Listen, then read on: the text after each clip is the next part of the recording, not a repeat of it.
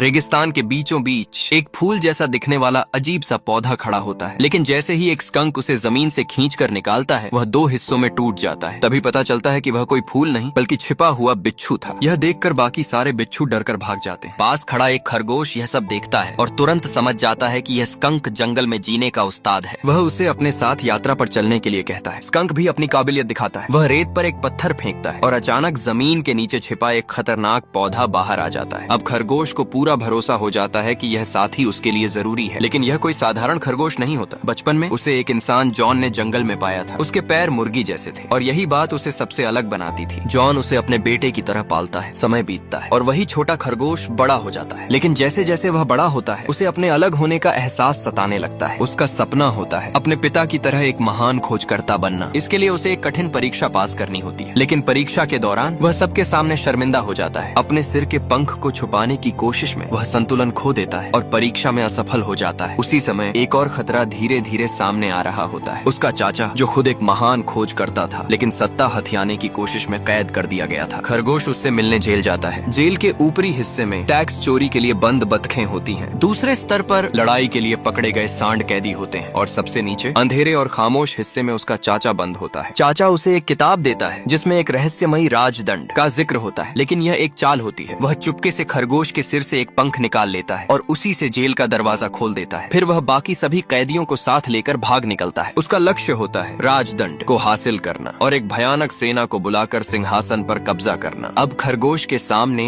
एक ही रास्ता बचता है। उसे अपने चाचा से पहले उस राजदंड तक पहुंचना होगा। वह अपने दोस्त कछुए के साथ यात्रा पर निकल पड़ता है। रास्ते में वे एक दुकान पर दिशा पूछने रुकते हैं, लेकिन गलती से खरगोश वहां बैठे एक ताकतवर गैंडे के खेल को बिगाड़ देता है। अचानक माहौल बदल जाता है। सबकी नजरें उस पर टिक जाती हैं। चारों तरफ से खतरा घेर लेता है, लेकिन तभी स्कंक आगे बढ़ता है। वह अपने दोस्त को बचाने के लिए तैयार हो जाता है और अगले ही पल वह अपनी सबसे खतरनाक ताकत इस्तेमाल करने वाला होता है। एक लोहार अपनी नई तलवार की धार जांच रहा था। वह जाने ही वाला था कि तभी उसे एक अजीब सी आवाज सुनाई दी। वह दौड़कर नदी किनारे पहुंचा और एक बच्चे को पानी से बाहर खींच लिया, लेकिन उस बच्चे ने उसके कंधे पर उल्टी कर दी और उसके चेहरे पर पेशाब कर दिया। लोहार को लगा कि यह मजाक है और वह हंसने की कोशिश करने लगा। तभी अचानक उस बच्चे ने 100 किलो का पत्थर उठाकर सीधा उसके पैर पर दे मारा। बच्चे की ताकत देखकर लोहार हैरान रह गया और उसे अपने घर ले आया। लोहार की 3 पत्नियां थीं और उनमें से 2 के पहले से ही बच्चे थे, इसलिए उसने उस बच्चे को तीसरी पत्नी को संभालने के लिए दे दिया, लेकिन वह बच्चा सबको परेशान करने लगा। अगली सुबह लोहार ने फैसला किया कि उसे इस अजीब बच्चे से छुटकारा पाना ही होगा। वह उसे जंगल में छोड़ आया। तभी अचानक झाड़ियों से एक भयानक भालू की दहाड़ सुनाई दी और वह डरकर वापस भागा, लेकिन वहां जो उसने देखा उससे उसकी आंखें हैरानी से फैल गईं। वह बच्चा एक विशाल भालू के साथ ऐसे खेल रहा था जैसे वह कोई खिलौना हो। साल बीतते गए। वह बच्चा बड़ा होता गया और उसकी ताकत के साथ साथ उसका डर भी बढ़ता गया। वह लोगों से दोस्ती करना चाहता था, लेकिन उसका तरीका अजीब था। एक बार उसने एक युवक को पकड़कर घुमाया और उसे नदी के पार फेंक दिया। उस युवक का सिर रेत में फंस गया। एक बार गुस्से में उसने आंगन के एक खंभे पर मुक्का मारा और पूरा घर गिर गया। तब लोहार को एहसास हुआ कि अब उसे इस बच्चे को घर से दूर भेजना ही पड़ेगा।